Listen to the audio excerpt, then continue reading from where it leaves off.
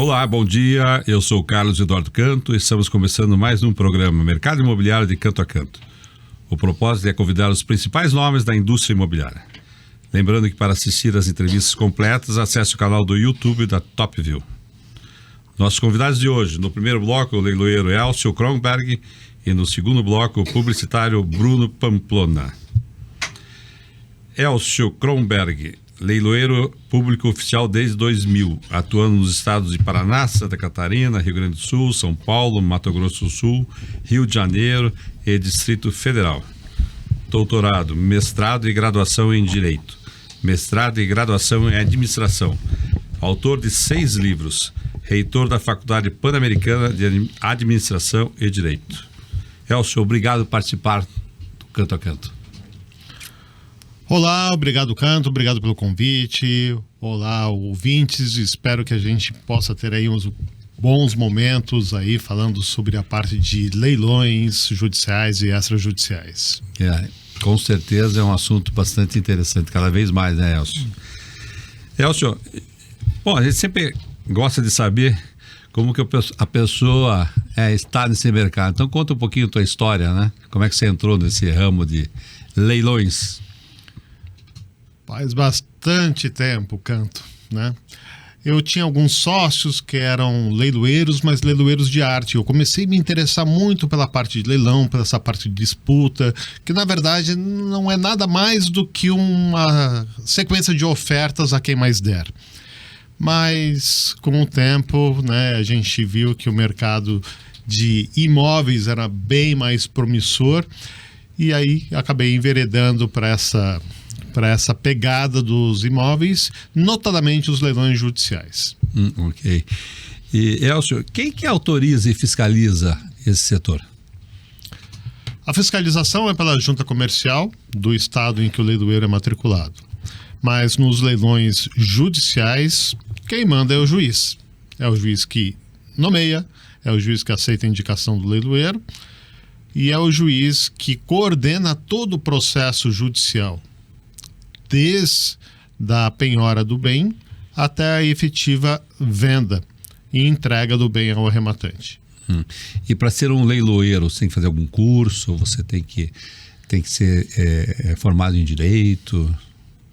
Não existe essa obrigatoriedade, mas existe uma recomendação nesse sentido. Porque a partir do momento em que se atua junto ao Poder Judiciário, é necessário um notório conhecimento jurídico para que se então possa desenvolver melhor a atividade. E hoje, Elcio, quais são os tipos de leilão que existem? Basicamente existem os leilões judiciais e extrajudiciais. Judiciais são aqueles comandados pelo Poder Judiciário, pelo juiz, em processos judiciais. Os extrajudiciais são todos aqueles que não são judiciais.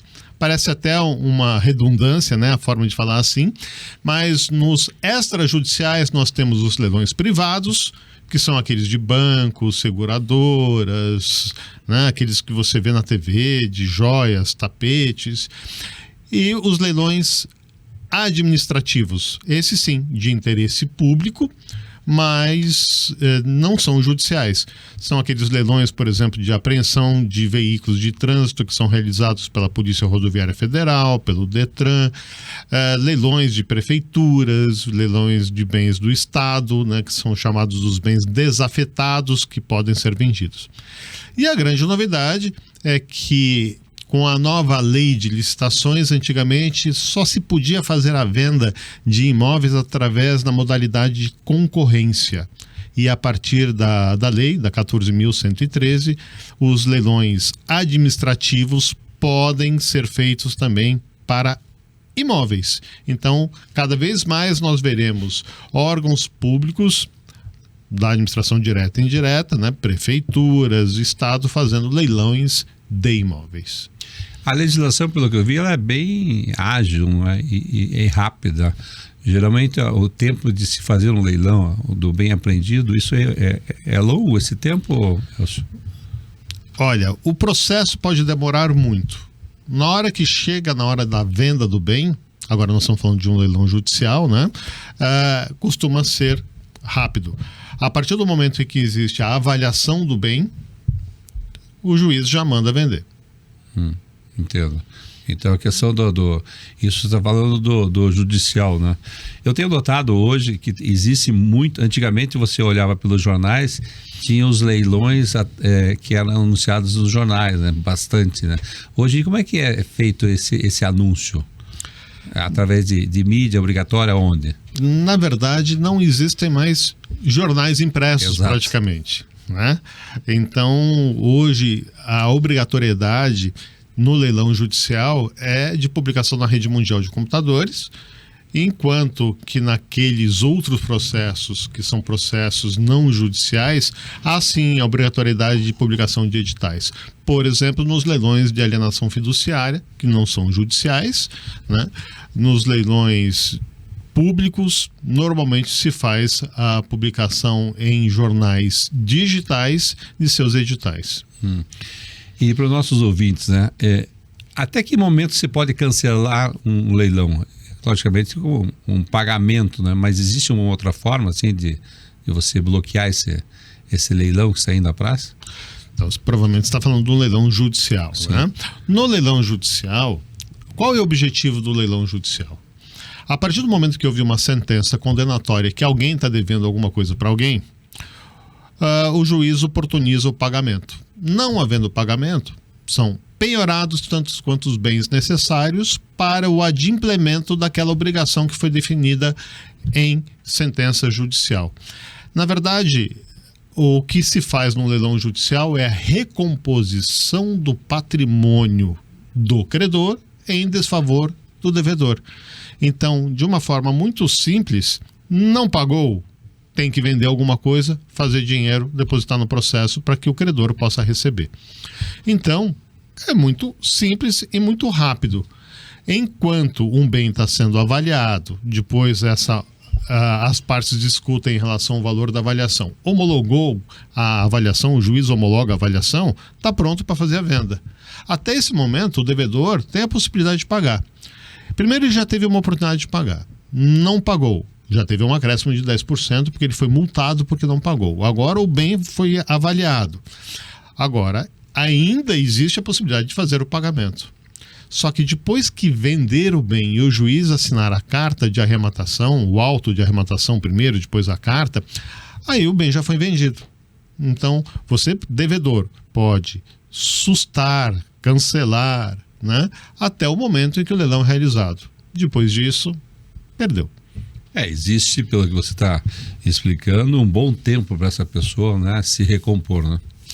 O devedor tem inúmeras chances no processo para fazer o pagamento, né? Ele teve todo o processo, né, que a gente chama de processo de conhecimento, para discutir o valor. Aí ele foi sentenciado em função dessa dívida, né? Teve a oportunidade de pagamento. E em algum momento o credor precisa receber, né? E aí, tá aí a oportunidade do leilão judicial. Então imagine, por exemplo, muitas pessoas até falam, nossa, eu não gosto de comprar imóvel em leilão judicial porque existe uma energia negativa, né? Porque alguém está perdendo. Mas espera aí, alguém está perdendo porque não pagou uma dívida, né? Então eu sempre digo que existe uma energia positiva quando alguém compra um bem num leilão judicial. E o capitalista também não está perdendo? Ele também tem que recompor o seu patrimônio, né? Exatamente, mas assim, primeiro você tem que dar uma credibilidade ao Poder Judiciário. Se as pessoas não conseguiram resolver seu problema, elas deixam isso na mão do Poder Judiciário. O juiz tem a obrigação de resolver. Ele vai lá e resolve. Bom, alguém deve para alguém e está aqui a sentença. Bom, agora o devedor tem a obrigação de pagar a sua dívida. E ele não paga. Então, a partir do momento que você arremata um bem de um leilão judicial, você está favorecendo a pacificação social. Você está ajudando a recompor o patrimônio do credor em favor do devedor. Pode ser um credor trabalhista, de um empregador que não fez os devidos pagamentos das suas verbas rescisórias, das suas horas extras. Pode ser uma execução fiscal, alguém que não pagou IPTU. Se alguém que não paga IPTU, alguém que não paga condomínio, né? Ele está, de alguma certa forma, trazendo um dano social. Porque se eu não pago o condomínio, e o prédio precisa manter todas as suas despesas, né, em dia, os outros condôminos vão ter que pagar a conta daquele condômino inadimplente. A partir do momento que eu não pago IPTU, né, os outros moradores da região, né, no ano seguinte vão ter que pagar provavelmente uma cota maior. Por quê? Porque a prefeitura precisa continuar disponibilizando iluminação pública, arrumando as ruas, né? Então, assim, educação pública, né? Saúde pública. Então, a partir do momento em que há uma execução, no caso, uma execução fiscal de IPTU, no caso que existe uma execução de cotas de condomínio que não foram adimplidas, aquele que compra, ele está resolvendo um problema social. Né? Então não existe uma energia negativa. Ah, mas alguém foi lá e vai ter que sair do imóvel e eu estou comprando. Sim, né? E isso é exatamente o equilíbrio social que traz o leilão judicial. Existe uma responsabilidade social do leiloeiro, inclusive, nessa toda a situação. Por quê? Porque por que ele precisa vender e por que os preços precisam subir? Porque o processo judicial, ele tem que ser o menos oneroso ao executado. O executado, na hora que perde o bem, o importante é que ele perca o bem, mas pelo maior valor que ele possa ser vendido. Porque se a dívida dele for inferior ao valor pelo qual ele está recebendo, o processo está recebendo aquele valor, uma parte disso vai ser devolvida para quem está perdendo o bem. Né? Então, o leiloeiro tem sim a responsabilidade de fazer com que o bem atinja o maior valor para exatamente o reequilíbrio social. E você, que participa de um leilão, o arrematante, né, tenha certeza que esse dinheiro também está sendo muito bem empregado nessa paz social.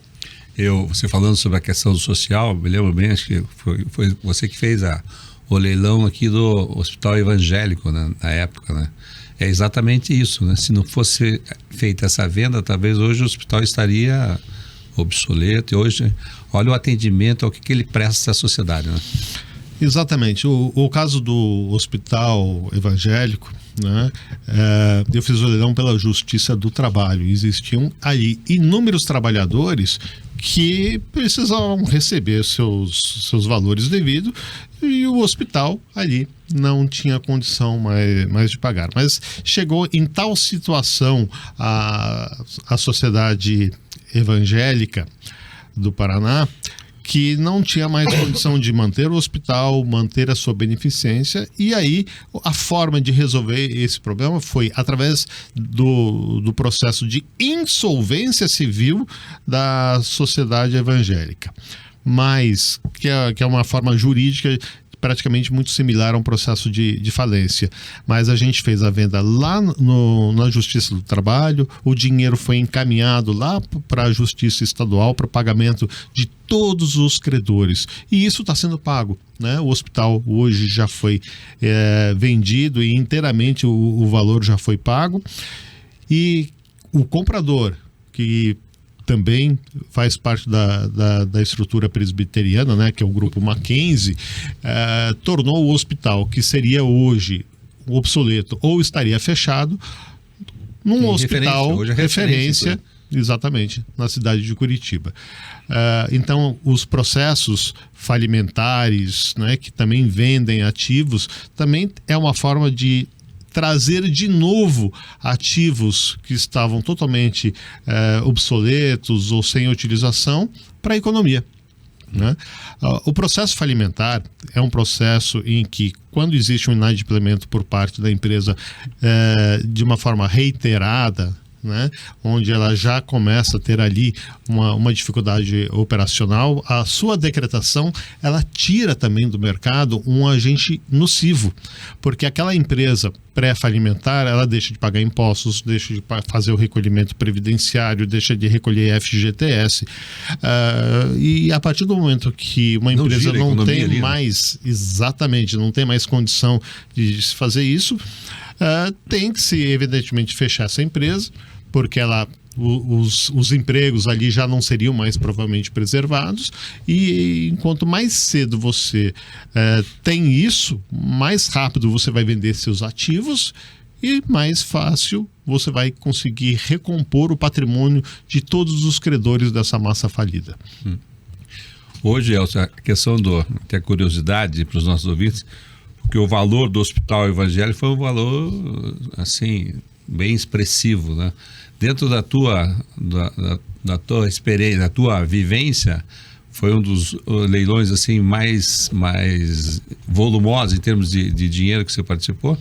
Foi expressivo, foi um leilão bem expressivo, mas já realizamos outros leilões também, também de valores expressivos. Agora, o Hospital Evangélico foi um hospital vendido, né? Mas existia ali uma quantidade de bens muito grande.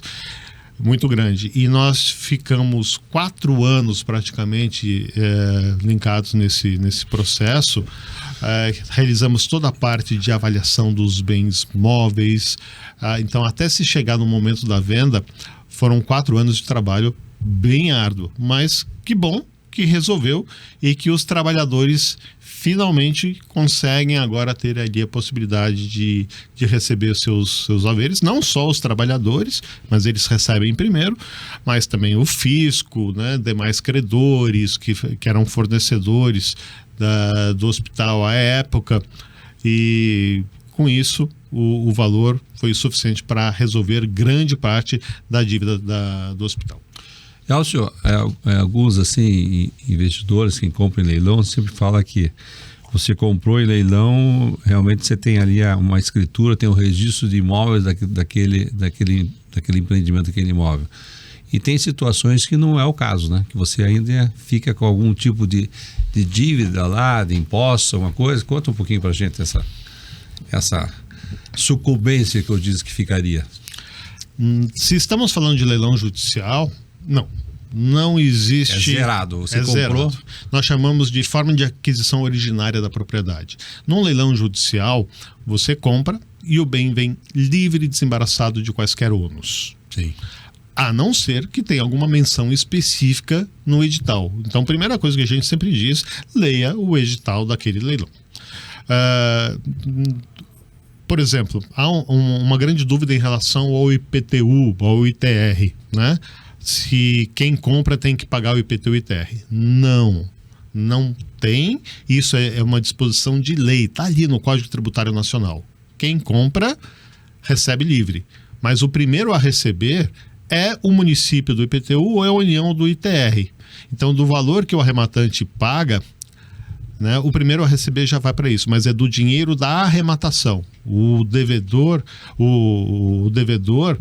depois pode até responder, mas o arrematante não paga jamais IPTU e ITR. Depois disso, né, quem recebe também é o condomínio. Mas algumas vezes a dívida de condomínio é maior do que o próprio valor do bem. Leia o edital. Normalmente o edital diz o seguinte, que o valor do condomínio vai ficar restrito ao valor residual do pagamento, né? Então, vender um apartamento de 100 mil reais, está devendo 115 mil de condomínio, bom, quem primeiro recebe, nesse caso, o IPTU, depois o condomínio. Se não for o suficiente para pagar o condomínio, leia o edital para ver se o arrematante vai ser perseguido pelo esse excedente do condomínio. Normalmente não. Normalmente tem ali, conforme disposição do artigo 908 do Código de Processo Civil, fica limitado ao valor da arrematação.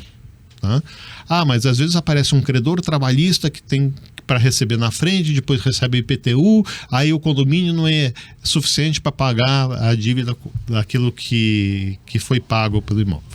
E eu sempre digo assim, faça a conta.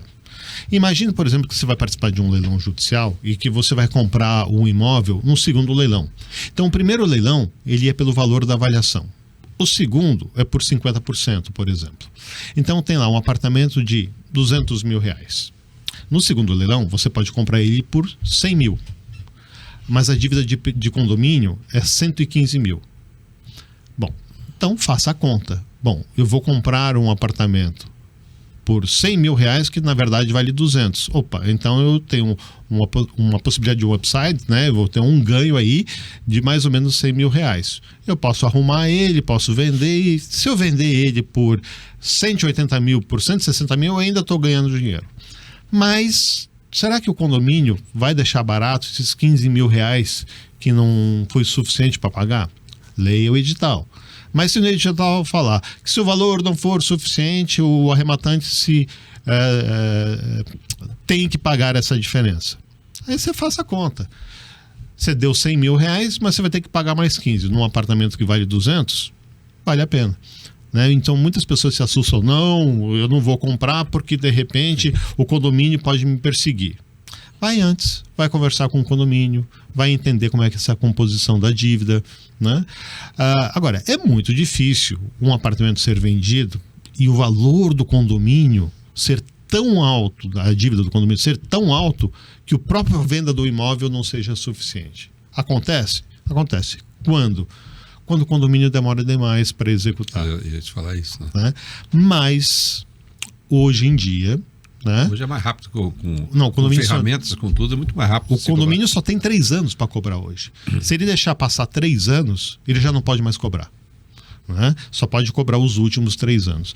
Então hoje não aparecem mais aquelas dívidas enormes de condomínio como aparecia antigamente.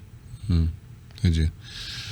Elcio, a gente sempre fala sobre o que é penhorável e impenhorável. Me lembro que lá no passado, né, 40 anos atrás, 50 anos atrás, as pessoas iam penhorar e falavam, não, essa geladeira, fogão não pode ser penhorável. Conta um pouquinho sobre se existe essa legislação aí, atualiza os nossos ouvintes aí. Por exemplo, casa, é penhorável, não é imóvel residencial, é penhorável, não é penhorável, só se realmente você for lá assinar um empréstimo, daí é penhorável. Então conta um pouquinho para nós sobre isso. A resposta é muito simples. Depende. Sempre assim, no direito tudo assim depende. Impenhorável. O que é impenhorável está lá definido no Código Civil de 2002. É impenhorável os bens que guarnecem o lar, os instrumentos de trabalho, a casa em que reside, né, quando é única habitação, a unidade familiar. Então existe uma série de bens impenhoráveis, né? Anel de casamento. Mas tudo depende. O imóvel onde se reside, ele é impenhorável. Mas se esse imóvel for um imóvel que ocupa uma quadra inteira, né, e você tem ali nessa quadra inteira uma parte que é uma quadra de tênis, hoje já existe aí uma penhora de parte do imóvel. A Justiça do Trabalho, muitas vezes ela considera que o bem, mesmo onde se reside, pode ser vendido, né, e resguardado um valor razoável para aquisição de um outro imóvel pelo devedor. Eu moro numa casa de 10 milhões de reais, estou devendo 8 milhões para uma série de trabalhadores. A Justiça do Trabalho fala, bom, assim, você tem uma família, você mora num imóvel de 10 milhões, você está devendo tanto que é razoável que se venda seu imóvel de 10 milhões e você consegue comprar, para manter o seu padrão de vida, um apartamento por 1 milhão de reais. Então, vai vender por 10 milhões, 1 milhão vai ficar reservado para o devedor. Né? Isso é muito relativo. Né? Claro que as partes sempre vão ficar discutindo, mas aquela tranquilidade que tinha o devedor de achar que só porque o imóvel onde reside é impenhorável, não existe mais. Está enganado. Mas, como regra geral, é assim que funciona. Né? Agora, eu dei um exemplo muito agressivo, muito abrupto, né?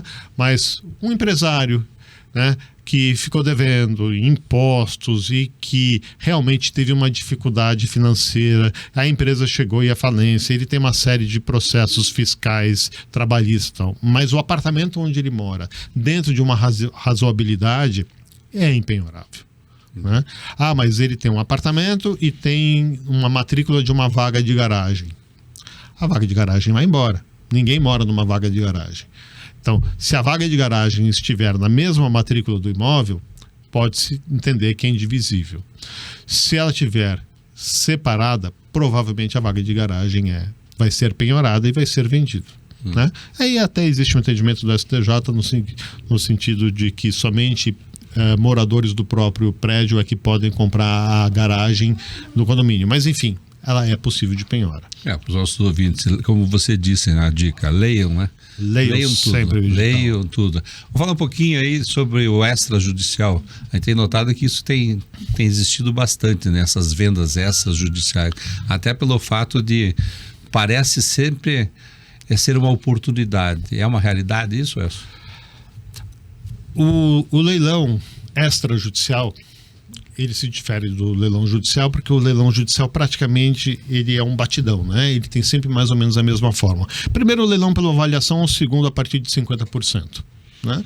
Tem lá algumas exceções que o juiz acha que 50% é muito pouco de valor de venda, então ele determina um desconto menor que 50%, como 40%, 30% tal, mas normalmente você vai comprar por metade, a partir de metade do valor aquele bem.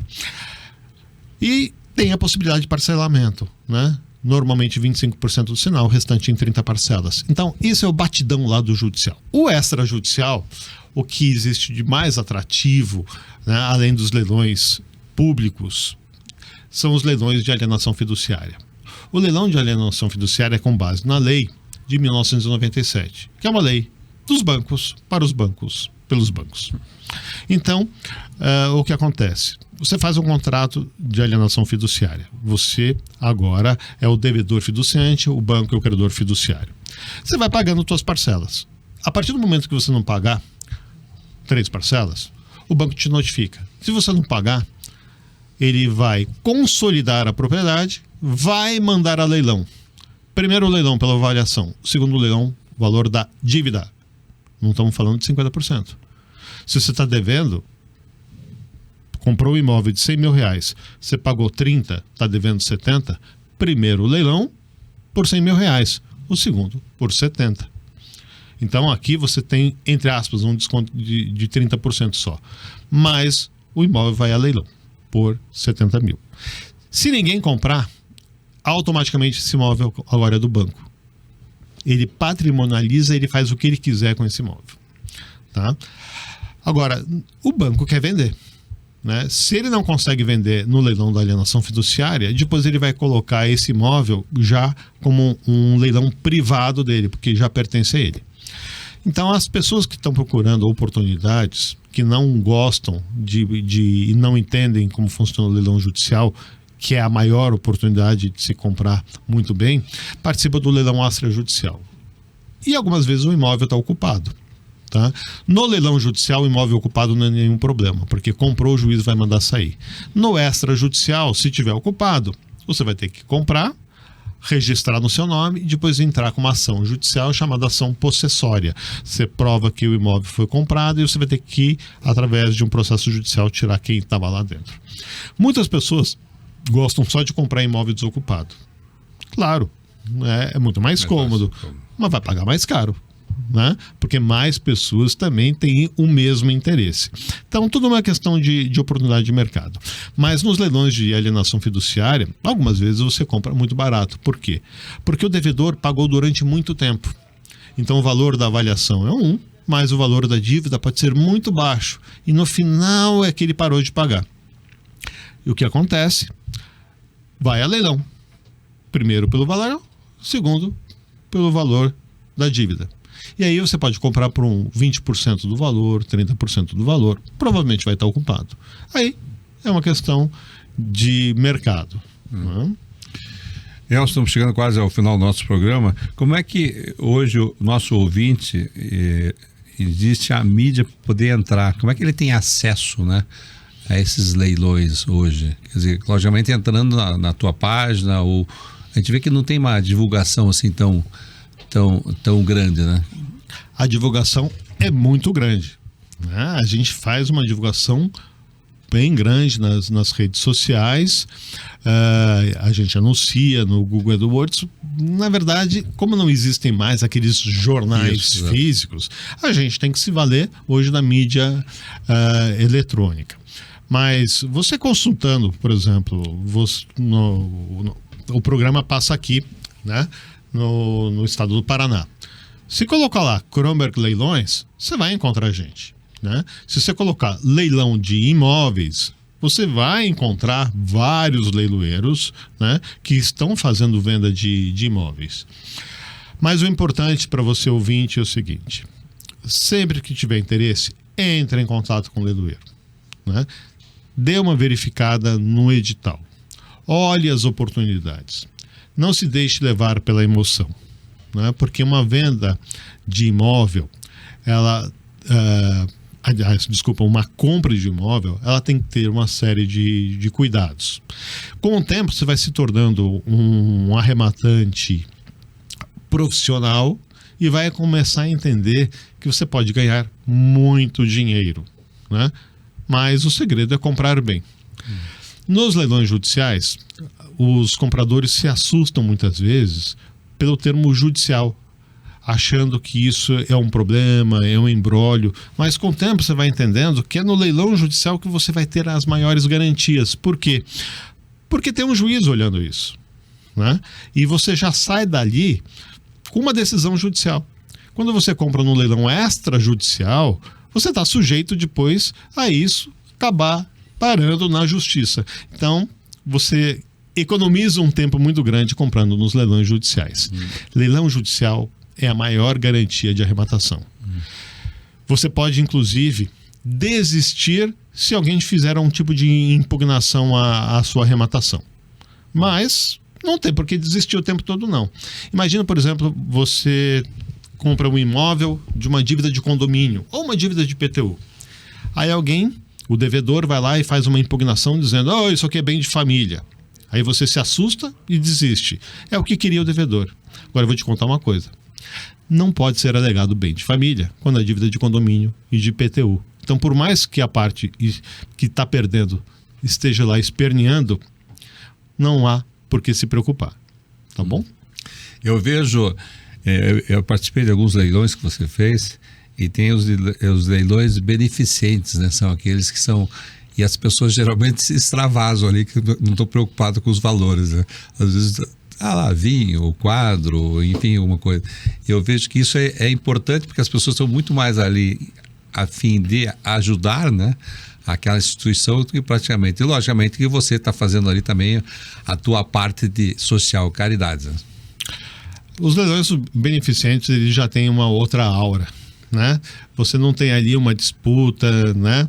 Você não tem ninguém perdendo, ninguém ganhando. Você não tem a administração pública tendo que vender seus bens. Não tem lá os bens que foram retomados pelo banco ou então os veículos que foram apreendidos. O leilão beneficente é um leilão realmente de doação de todo mundo, de quem doou as obras, daquelas pessoas que estão doando o seu tempo para a realização do leilão, a doação das pessoas que estão participando. Então são leilões assim muito divertidos, muito gostosos de fazer, né? E sempre com uma boa causa, né? Recentemente eu fiz do shopping, que fez a exposição dos quadros de Monet, que eram impressos, né? O Shopping Miller aqui em Curitiba, e eram impressões digitais dos quadros de Monet, né? Ou seja, não são quadros de valor, né? Porque o original é que vale bastante. Mas a população se sensibilizou com a causa, que o dinheiro foi inteiramente revertido para as vítimas do Rio Grande do Sul. Já cheguei a fazer também para shopping o Capi Parade, né? Que eram não o Call Parade como nos Estados Unidos, mas as capivaras, né? Foram feitas capivaras também desenhadas e pintadas por artistas brasileiros. Esse também foi do shopping Miller. Não foi do Shopping Miller, foi do Paládio, né? E que também foram destinados a entidades beneficentes e tal. Então, realmente, os que participam têm esse empenho junto à causa. E é muito divertido, é muito gostoso de fazer esses leilões beneficentes. E sempre tem um vinho a mais, tem um uísque a mais, então o pessoal acaba se soltando. Esse é o segredo. Elcio, muito, muito obrigado. Espero que os nossos ouvintes tenham aprendido bastante, né, com a tua experiência aí de longa data. Obrigado mesmo aí pela participação no mercado imobiliário de Canto a Canto. Obrigado por ter me recebido aqui. E vocês, ouvintes, não deixem de olhar aí as páginas dos leiloeiros, porque ali tem muita oportunidade. E imóveis, vocês vão ganhar bastante dinheiro. Só garimpar. Esse foi Elcio Kronberg para o Mercado Imobiliário de Canto a Canto.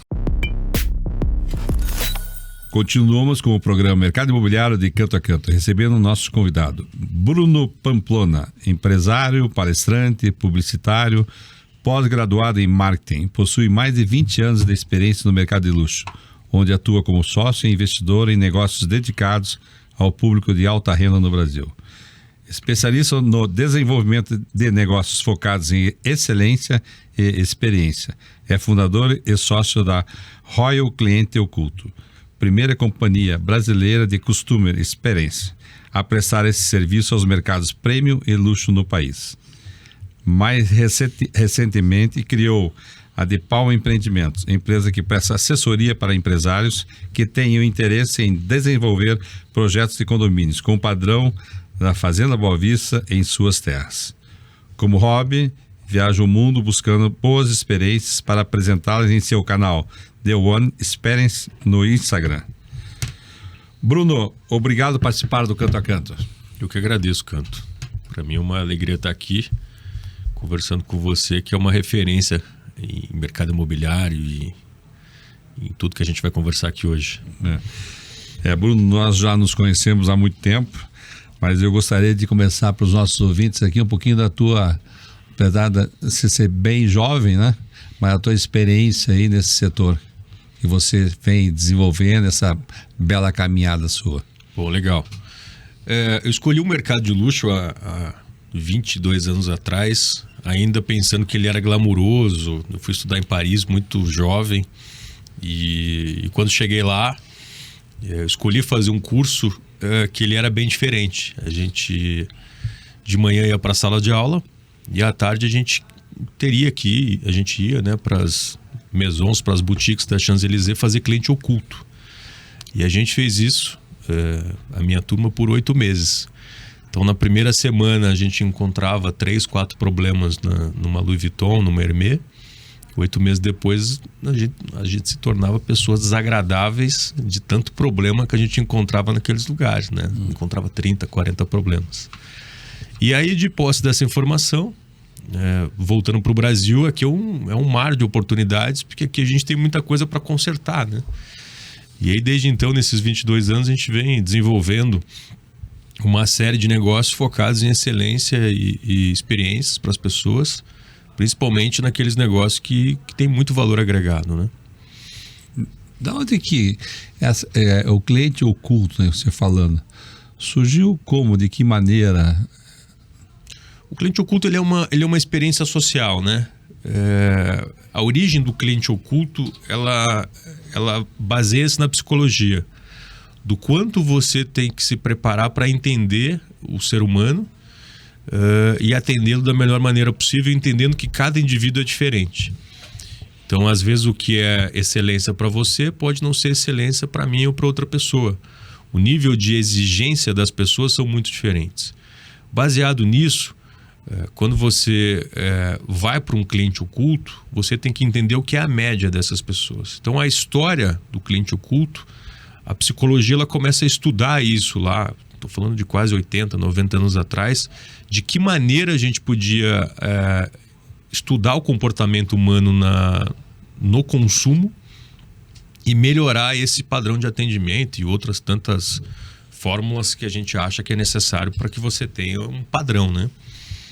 Quando a gente fala sobre o cliente oculto, sempre se remete ao luxo, né? As pessoas estão... Mas eu vejo que em palestras até do próprio Ferreirinha, que você deve conhecer muito bem, claro, ele comentando, então falando que hoje em dia a questão do luxo é muito também relativa, mas quando você fala em cliente oculto, por exemplo, você vai fazer cliente oculto muito mais em hotéis glamurosos, em revendas, em até hospitais chiques, então eu acho que esse é o mercado. E geralmente as pessoas não gostam de ouvir, né? Até o próprio proprietário não gosta de ouvir, mas a importância é muito grande, né, Bruno? O cliente oculto hoje ele está mais democrático. Hoje você tem grandes companhias de cliente oculto que atendem, por exemplo, postos de gasolina, lojas de conveniência, supermercados, farmácias. com sistemas que você contrata lá 30, 40 pessoas para fazer análise, e essas pessoas vão a campo trazer respostas, né? A nossa operação, curiosamente, é uma das únicas operações do Brasil focadas em empresas de alta renda. Então, a gente atende lá hotéis, restaurantes, concessionárias de veículos, estaleiro de barco. Os nossos contratos de confidencialidade são bem grandes. As empresas não querem que a gente divulgue que elas estão sofrendo o processo de cliente oculto, mas são processos contínuos, né? São contratos anuais, onde existe essa necessidade de você descobrir o problema. São companhias grandes, né? Na maioria delas não são companhias de dono, né? Não são empresas familiares. Você está falando de grandes cadeias de hotéis que tem, às vezes, mais de 100, 200 hotéis pelo mundo. Mas existe um desconforto, você citou de hotéis. O gerente não quer que a gente aponte os problemas da operação dele. Então, normalmente, a contratação do cliente oculto ela vem acima até de uma gerência. Do CEO, do gerente. Não, ela vem geralmente de um CEO ou de um superintendente de rede para avaliar até a postura do gerente, né? E aí, existe uma série de técnicas que você faz isso para que as respostas apareçam. E no fim do dia, se você não encontra o problema, você não sabe que ele existe e você não consegue solucioná-lo, né? E hoje é bem visto, eu tenho notado que cada vez mais é bem visto. Por exemplo, no mercado imobiliário, hoje, Bruno, é ao contrário. Antigamente as construtoras faziam seus projetos, né? Contratavam lá os arquitetos, faziam os projetos e jogavam lá a goela abaixo o corretor de imóveis. Hoje tem sido ao contrário, são as famosas, os sprints, né? São as famosas charretes, né? Que não deixa de ser um cliente oculto antecipado, né? De você saber chamar algumas pessoas do mercado e para você procurar errar menos, né? Como você, né? Você é um grande cliente oculto do mercado, você tem muito tempo de experiência, acho que as pessoas te ouvem. Existem várias metodologias para você encontrar respostas, né? Quanto antes você buscar o problema, se antecipar o problema e você ter as respostas que você precisa para tomar decisão, melhor é. Custa mais barato você descobrir o possível erro antes, né? Agora, quando não tem mais opção e você está com um produto no mercado, com uma empresa no mercado, aí precisa de empresas que nem a gente e as pessoas... É legal esse tema a gente deixar claro isso. As pessoas acham que o cliente oculto ele é empírico, né? Que as pessoas... Que eu contrato um analista e eu falo assim para ele, você vai ficar hospedado 3 dias no hotel, o que ele acha maravilhoso, né? Fala, uau, queria essa profissão para mim, né? Ficar hospedado 3 dias no hotel sem pagar nada, ainda ganhando para isso, né?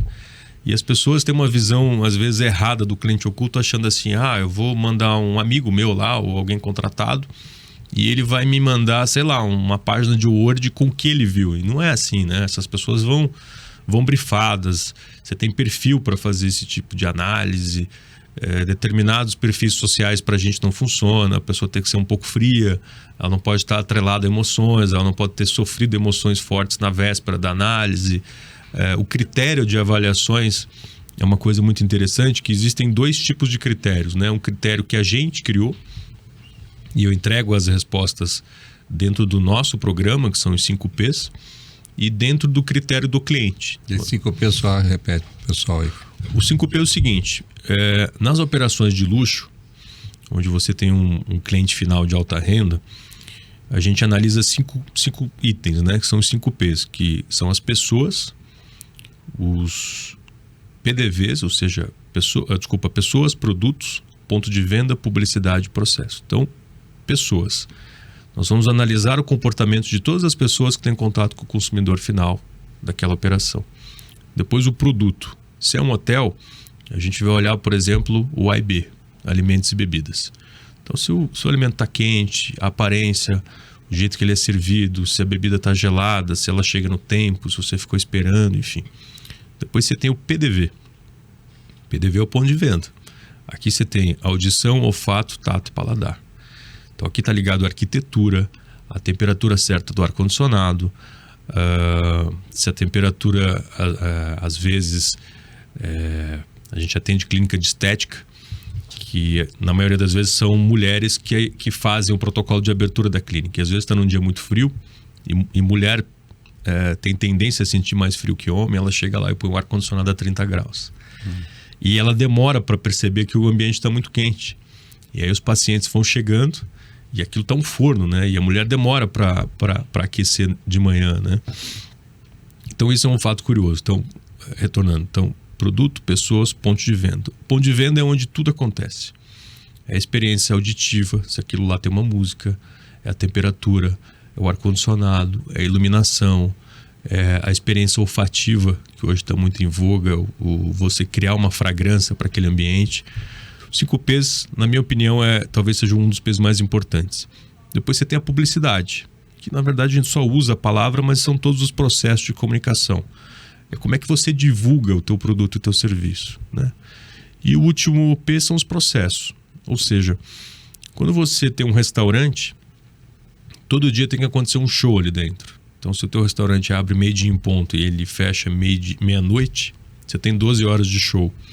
E aí você tem uma série de protocolos que você tem que seguir. Então, alguém tem que abrir o restaurante, ele tem que estar limpo, ele tem que estar com o volume certo, ele tem que estar com a temperatura correta, ele tem que estar com as cadeiras alinhadas, as mesas alinhadas, os funcionários todos alinhados.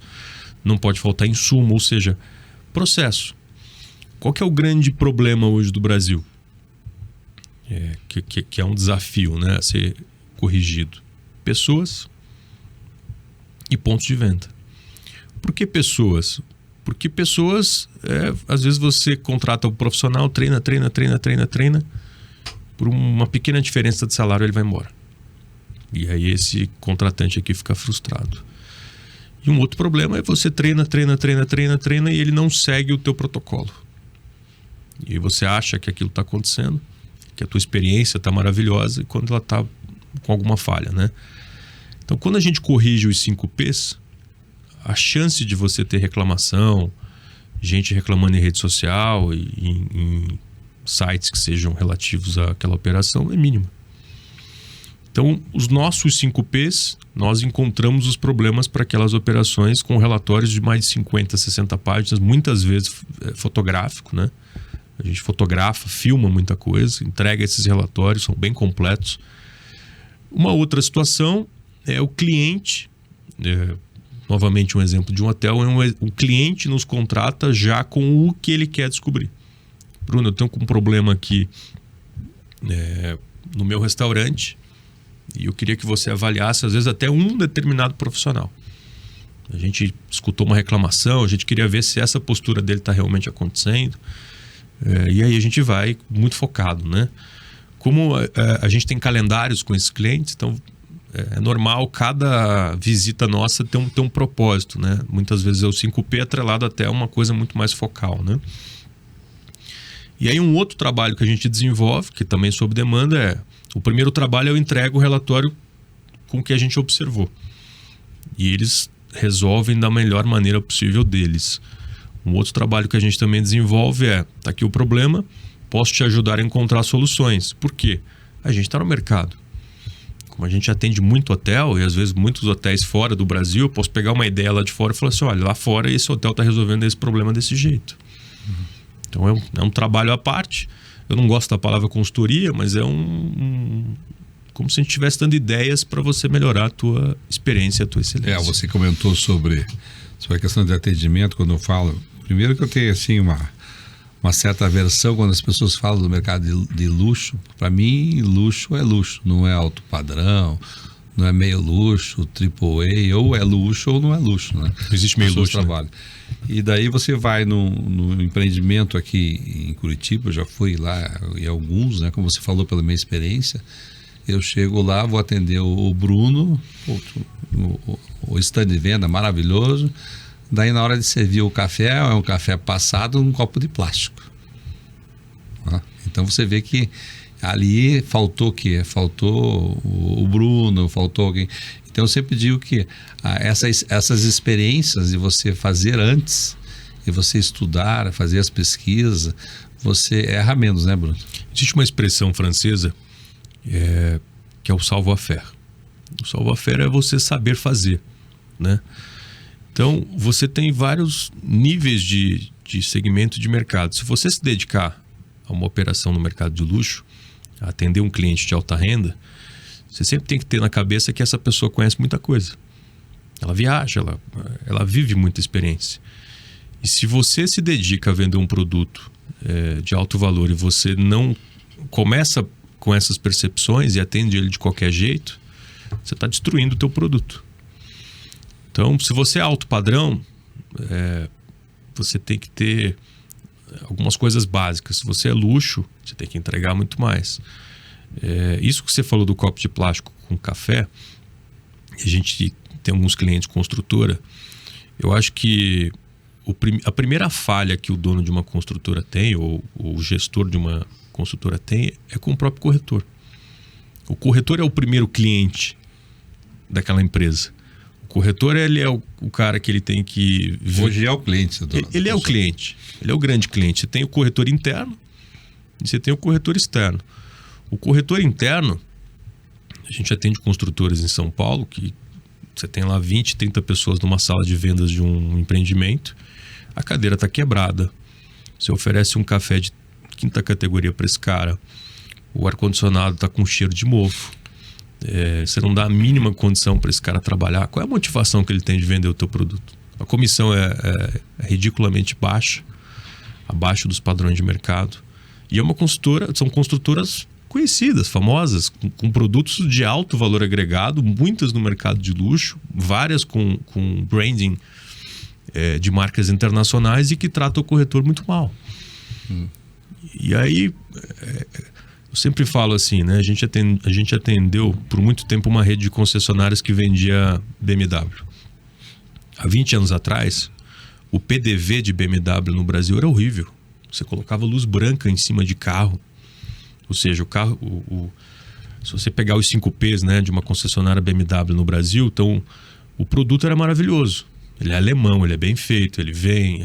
você não tem o que reclamar do produto. Pode dar problema depois? Pode. Mas às vezes é por uso no Brasil. O carro zero, normalmente ele está perfeito. Então o produto é bom. As pessoas muitas vezes estavam bem treinadas, estavam apessoadas com o uniforme, tudo certinho. Onde é que tinha um problema ali? No ponto de venda. Você estava vendendo um carro de R$500 mil com um café passado. Nada contra o café passado. Mas o cliente daquele carro, historicamente, ele gosta de café expresso. Ele gosta de xícara de porcelana. Ele gosta de um ar-condicionado em tantos graus. Ele quer chegar lá e quer ter um estacionamento. Ele quer ter uma bolachinha, talvez. Aí surgiu aquela história. Isso é uma coisa recente. Os cafés da manhã, no sábado, nas concessionárias, é uma coisa recente. De tanta gente bateu que o cara era mal atendido. Vou te dar um exemplo. Esses dias eu passei na frente de uma padaria em São Paulo, numa esquina, lá nos Jardins, e ela tinha acabado de abrir. Lindo lugar, canto. Lindo. E aí eu comecei a procurar onde é que eu ia parar meu carro. E não tinha estacionamento. Qual é a chance desse negócio dar certo? Foi um valet, pelo menos. Nem valet tinha. Mas mesmo assim, as pessoas que vão em padaria e farmácia, elas não querem o valet. Porque padaria é uma coisa de alto fluxo, né? É um negócio de alto fluxo. Então você vai na Galeria dos Pães lá em São Paulo, você tem pelo menos 50 vagas. Você vai numa farmácia, no mínimo 3, 4 vagas você tem, né? São Paulo tem um problema de parar o carro. Mas, ou seja, o cara se preocupou nos 5Ps impecável. Você vai lá, ele cumpre os 5Ps assim, nota 10 com estrelinha. Só que daí eu falo, pô, e aí? Parar o carro é uma coisa meio básica, né? Que ele não se preocupou. Então hoje no Brasil a gente tem um mar de oportunidades, pelo menos no meu mercado. Eu fico feliz porque eu tenho muito trabalho, mas eu fico triste porque eu acho que às vezes se trata a palavra experiência de maneira muito banal. Todo mundo agora aderiu ao termo alto padrão. Você pega as construtoras, que é o teu mercado, tudo é alto padrão. Tudo é maravilhoso, tudo é incrível, tudo é fantástico, tudo é único. A palavra única, então, ela é... Não, eu sou diferente. A mais banal do mundo, né? Eu acabei de criar um empreendimento único. O único, então tá. Se eu for na cidade inteira, eu não vou encontrar nenhum parecido com o seu. Se você falar que não, ele é único. Ele é irreplicável. E aí você banalizou isso, né? E aí fica uma coisa estranha. Então eu fico feliz de ter muito trabalho, mas triste, porque eu acho que tem muita oportunidade no Brasil de você fazer coisas realmente diferenciadas. Se você olhar as grandes operações de luxo no Brasil, elas estão impecáveis. Hotéis como o Palácio Tangará, Hotel Emiliano, Rede Fasano, o que a JHSF está fazendo em São Paulo com os condomínios e os empreendimentos deles e até com... Esses sim são únicos, né? São únicos, Que acabam se diferenciando. Você falou sobre a questão de farmácias, e uma vez eu conversando com um proprietário de farmácia, eu falei, pô, mas será que tem tanto doente aí, assim, né? Que tem uma farmácia em cada quadra, tem 3, 4 farmácias nas esquinas, né? E hoje a experiência da farmácia, como tanto, está muito mais em não vender medicamentos. O que eles vendem menos é medicamentos. Eles vendem muito mais a questão da beleza, né? A parte da beleza, isso, do que propriamente medicamentos, né? A farmácia no Brasil, ela está passando por uma grande transformação, né? A gente está indo para um caminho das farmácias americanas, né? Que o brasileiro adora quando vai para lá, fica horas dentro de uma farmácia que você encontra de tudo e coisas muito interessantes dentro da farmácia, né? Que você nem sabia que existia. Então eu acho que é um caminho, porque até pouco tempo atrás você não podia vender energético em farmácia. E às vezes você não está perto de uma loja de conveniência, mas é que você falou, tem uma farmácia em cada esquina. Não podia vender água, lembra? Não. Quando a gente tinha que separar que você comprava um comprimido e você tinha que pedir, por favor, para alguém te dar um copinho de água. Não podia vender água. Farmácia é a grande loja de conveniência do futuro, né? Elas estão cada vez maiores. E é também um produto de alto fluxo, né? Um negócio de alto fluxo. Tende a cada vez crescer mais e se tornar um padrão americano. Bruno, nós estamos aqui no Grupo RIC. O Grupo RIC tem a Top View, que é uma revista destinada aí a um público-alvo específico, né? Cada vez mais, e é uma revista impressa. E eu sempre digo que o nosso mercado imobiliário, ou mesmo o mercado de luxo, né? Ele sempre há necessidade de ter o papel, né? Existe, hoje, praticamente, se você for num shopping center, ou for num empreendimento de qualquer um que é lançado, tem muito material impresso e cada vez mais são mais bonitos, né? E assim, às vezes até uma incoerência, porque as pessoas gostam de pegar, né, uma revista, gostam de pegar um material e ficar ali observando. Isso, na tua opinião, hoje não pode prescindir, né? Quem está nesse mercado, de ter alguma coisa nesse sentido, né? Eu vi, inclusive, as tuas apresentações dos teus empreendimentos, né? A parte de fotografia e tudo mais. Não é ali a internet que vai te encantar, né? Depende muito do público, né? Hoje, naturalmente, a gente está digitalizando tudo, né? Eu ainda sou um grande fã do papel. Eu assino revistas em São Paulo e amo receber a revista, o hábito de você tirar o plástico e folhear e guardo essas revistas. Então eu sou fã do papel. Mas a nova geração não quer mais o papel, né? Mas você está falando do papel, no P do ponto de venda, se você voltar um pouquinho atrás e falar audição, visão, olfato, tato e paladar. O tato, quando a gente fala de tatear o papel, você está praticamente tendo um contato físico com alguma coisa que pode te remeter a alguma emoção. Lembra que antigamente o próprio Boticário fazia ações com perfumes dentro de revistas? Acho que ele fez na Top View até muito tempo atrás. Então, o papel, você tatear uma revista é uma ação sensorial. Eu sou muito fã do papel. Se você pegar até na própria construção civil, só que é o seguinte... existem papéis hoje de alto relevo, o papel fosco, o papel que tem um baixo relevo. Então, quanto mais sofisticado você entregar esse produto e ele tiver a ver com o teu empreendimento, então, por exemplo, se a gente vai lançar um produto de 70 metros quadrados para o jovem, se você entregar um papel para ele, ele vai jogar fora. Aí você tem um problema, você está poluindo o meio ambiente. Mas se você tem um produto elitizado para um público 50, 60 a mais, que cresceu com o papel, com o jornal na mão, tem que fazer o papel. Eu sou fã do papel, né? Isso aqui é a última da Top View, até te entregar. Obrigado. Você veja, existe ali, aí são duas capas. Quando você olha essa da lenda, que está começando, né, um evento que é feito ali em Morretes, Você veja a qualidade, né? Isso aí e até o tamanho, né? da revista, que é para poder chegando, né? na mesa, né? Para você poder olhar. Então eu vejo que, por exemplo, aqui em Curitiba a Top View é referência. E em São Paulo, quando eu pego lá um Cidade Jardim, eu pego aquelas revistas que também são maravilhosas. E geralmente, nas capas eu noto, eu não tenho o conhecimento que você tem, mas eu noto que nas capas de revistas, geralmente tem uma mulher com uma bolsa chique, legal, ou às vezes é um homem com um relógio, né? Acho que é o grande... E continua ainda esse status, né? Porque dizem que o relógio é o status do homem, né? E a bolsa é o status da mulher, né, Bruno? São adereços, né? Só falando um pouquinho de Top View, eu vi essa revista nascer, né? A gente começa a entregar a idade nisso, mas e já deve fazer mais de 10 anos que eu não, mais de 15 anos que eu não moro em Curitiba, e ver o que essa revista se transformou é motivo de orgulho, né? O formato mudou, tá maior, eu vi que eles estão usando um papel bem bacana. Isso aqui é um negócio que não pode morrer, né? Na minha opinião. É um negócio que tem que ser perene, né? Ele pode se tornar digitalizado, pode, mas tem que continuar existindo. Agora, Bruno, quando a gente fala sobre... Uma vez você comentou sobre as experiências daquelas pessoas que realmente não têm o conhecimento do luxo, né? Se portar, né? E não é que nem você tem que ir lá e aprender, né? Tem muitas pessoas que às vezes não querem aprender. Você contou até numa experiência de um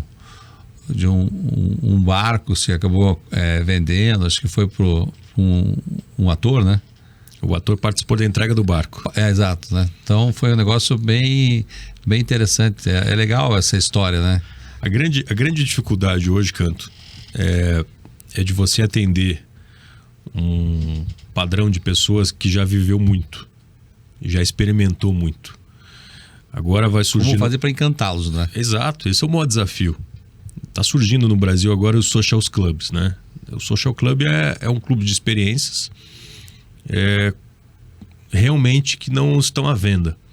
Tem um em São Paulo de um grande amigo meu, que até o Alex Atala se tornou sócio, e que a primeira experiência do clube foi um jantar para 28 pessoas na casa do Alex. E além de ser jantar no Alex, óbvio, ele fez um menu de 7 tempos, com degustação de caviar e uma champanhe francesa de primeira linha. E ali não é que foi caviar um negócio pequenininho, foi quase 200 gramas por pessoa, né? É muita coisa. E as pessoas saíram de lá maravilhadas, que muitas delas conhecem mais de 30, 40, 50 países e não tinham vivido aquilo. Então o grande desafio hoje, o ser humano está muito carente, em todos os níveis. E a carência gera ansiedade. E tudo que você pode fazer hoje no teu negócio, de produtos e serviços, se você começar a atender isso, a expectativa das pessoas de fato, é o que eu falo assim, você está criando alguma coisa única no teu empreendimento, você está criando uma experiência bacana no teu ponto de venda. Você lembra que tem uma loja nos Estados Unidos que você deve conhecer, a Abercrombie, né? Sim. A Abercrombie... O cheiro dela já é bacana. O cheiro e a música alta, né? Então as pessoas iam lá, é uma loja para jovens, obviamente. Mas tem muito mais... Não tem jovens. Tem gente da minha idade bastante comprando. Na verdade você tem... Ela é feita para jovens, só que ela atinge um público grande. E quando você entra naquele lugar, tem uma arquitetura fantástica. A música é alta, a música é boa. Os caras escolheram as melhores caixas de som para colocarem escondidas ali em cima. Ou seja, tudo isso daqui, os 5 P's reunidos, é excelência. Então, por exemplo, quando eu falo assim, o produto, vamos falar de Abercrombie, é fantástico. Vamos falar de ponto de venda, aqui é uma aula lá. Então, vamos botar música no ponto de venda. Eu sempre falo para os meus clientes, vai colocar música, invista em caixas de som que tenham graves. Não põe aquela caixa baratinha. Então, grave. O grave é que toca o teu coração. O agudo, não. Então, a música, a experiência olfativa. Por que você passa num shopping a essência da Lily Blanc? Todo mundo conhece. A essência de Abercrombie, quem foi para os Estados Unidos sabe. Então essas essências, né, Tânia Bulhões e outras tantas essências, ficam na cabeça das pessoas. Lembrando que eu me lembro que você ia para São Paulo e as pessoas, os namorados, os maridos ficavam num hallzinho ali, Isso. servia um bolo, jornal e tudo mais. Quantas vezes eu vi a mulher chegar e falar, vamos embora, falando já? Porque o cara estava ali tomando um excelente café, estava comendo um bolo e tinha todos os jornais e revistas. E os amigos, ele faz muitos amigos ali. Exatamente. Ele acabava fazendo amigos. Foi uma experiência, né? Você sabe que a história da Victoria's Secrets, ela mudou com um processo de cliente oculto, né? A maior autoridade de cliente oculto no mundo se chama Paco Underhill, é o maior escritor de processos de cliente oculto, de Customer Experience, né, experiência do consumidor. E o Paco, ele inovou quando ele começou a fazer processos de cliente oculto com câmeras escondidas. E aí existe um problema na Victoria's Secret, que era uma baixa retenção, ou seja, um pouco tempo dentro da loja, as mulheres. Aí o Paco, câmeras. Quando ele olhava nas câmeras, tava cheio de marido ali fora, com sacola na mão, olhando para dentro da loja com uma cara enfurecida, né? Tipo, olhando pro relógio. Eu assisti a palestra dele, é incrível. E aí ele chegou pra Victoria's Secret e falou: teu modelo de negócio tá errado, tá certo, só que a tua posição de Victoria's Secret no shopping tá errada. Você tem que estar próximo de cafeterias ou daqueles lugares do shopping que tem os sofás. Aí a Victoria's Secret vai fazer o seguinte: além de reposicionar as lojas, eu vou colocar até uma salinha de espera na entrada da loja. E assim foi feito. Eu estou falando disso de anos 90, né? E revolucionou a marca. E várias marcas hoje de lingerie feminina, né? Que eu acho que não existe lingerie masculina, de lingerie, estão posicionadas em lugares assim, em shopping. Então, olha o poder do cliente oculto.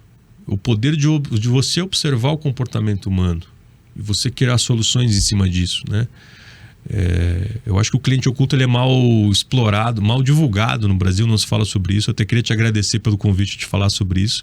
Eu falo pouco sobre cliente oculto, mas o quanto é importante você observar o comportamento humano e criar soluções para tudo, né? A Tânia Bulhões acabou de inaugurar uma flagship maravilhosa lá em São Paulo, na Avenida Europa. E o meio da Tânia Bulhões é uma cafeteria e ali também tem um restaurante. Com certeza não tem café passado nem de plástico. Não Copo tem. de plástico. E tem muito estacionamento. Então, ou seja, o que é a tese de consumo, né? É você ir com a tua esposa lá, você continuar na mesa do restaurante e ela ir comprar, ela ir gastar. Então, isso é uma experiência em 360 graus. A loja, talvez se você botar a sua loja, você talvez não tivesse a quantidade de gente que estaria entrando nessa loja. Tem um case agora que você deve ter ido conhecer, que é o Laje de Pedra lá em Gramado. Kempinski, né? Kempinski. E eles criaram aquele restaurante, que na minha opinião, o maior pecado daquele restaurante é que ele vai ser desmontado. Mas olha que fantástico a ideia, você criar um restaurante maravilhoso, comida boa, ambiente fantástico, tem aquela vista. Aquilo é uma experiência, aquele restaurante. Então muita gente chega naquele restaurante e não sabe que ali vai sair um empreendimento. E aí o cara tá ali, consome álcool, as pessoas ficam mais suscetíveis a fazer negócio. E na hora de ir embora, opa, tem alguma coisa ali atrás que eu vou dar uma olhada. Tem uma maquete, tem o pessoal tá ali. Isso é fantástico. Acaba tendo... Mas, Bruno, estamos finalizando o nosso programa, mas eu gostaria que você desse umas dicas aí para os nossos ouvintes. O programa vai ir para o estado inteiro. Legal. Falando dessa sua experiência, né? Eu não digo que seria uma mentoria, uma consultoria, mas para aquelas pessoas que estão abrindo hoje em dia os seus negócios, como é que eles têm que, primeiramente, se portar? Porque tudo é uma experiência, não importa se você vai abrir ali uma loja de coxinhas, né? Ou vai abrir pensando... É que hoje, como todo mundo está falando em luxo, alto padrão, mas muitas vezes não é isso, né? Então as pessoas pararem de se preocupar com essa conotação. Então dá umas dicas para as pessoas que estão nos ouvindo. Obrigado pela pergunta. Quando você começa um negócio do zero, você tem uma página em branco e você pode colocar ali o que você quiser, né? Então, por exemplo, se eu fosse abrir hoje um negócio, e se ele já existisse em algum lugar, a internet democratizou a informação. Você pode buscar qualquer tipo de informação sobre qualquer tipo de negócio. Então, se preocupe realmente em entender o que as pessoas querem, entender o teu produto, o teu serviço, o teu ponto de venda. Aqui está o grande atrativo do teu negócio. Coloque uma música, coloque um cheiro, coloque estacionamento, treine as pessoas, se preocupe com o ar-condicionado, se preocupe com a experiência realmente que você vai oferecer. Divulgue esse teu lugar de maneira adequada, nas plataformas corretas, com a comunicação correta. Isso tudo pode parecer muito óbvio, né? O que eu estou falando, mas... Óbvio nem sempre é evidente. É o cara que montou a padaria e não botou estacionamento. O estacionamento era óbvio. E ele pecou numa coisa simples de perceber, né? Então, eu agradeço o teu convite, Canto. Para mim é uma honra estar em Curitiba de novo, voltar aqui. E parabéns pelo teu trabalho, é maravilhoso. E estou à disposição para novos bate-papos aí. E finalizando, como é que as pessoas, nossos ouvintes, encontram o Bruno? Estou no Instagram, bruno.pamplona. E ali na minha bio tem todos os links das empresas que a gente atua. E ali tem Royal Cliente Oculto, né? Essa empresa. E a gente atende todo o segmento. Claro, a gente é focado em produtos com cliente de alta renda. Você viu que eu não uso a palavra luxo, né? Então, operações de luxo hoje é banal, é muito relativo o que é luxo. Mas eu estou focado em operações de cliente de alta renda.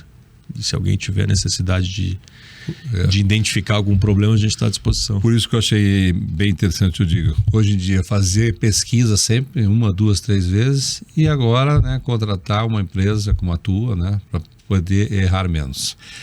Esse foi meu amigo Bruno Pamplona para o Mercado Imobiliário de Canto a Canto. Lembrando que para assistir as entrevistas completas, acesse o canal do YouTube da Top View.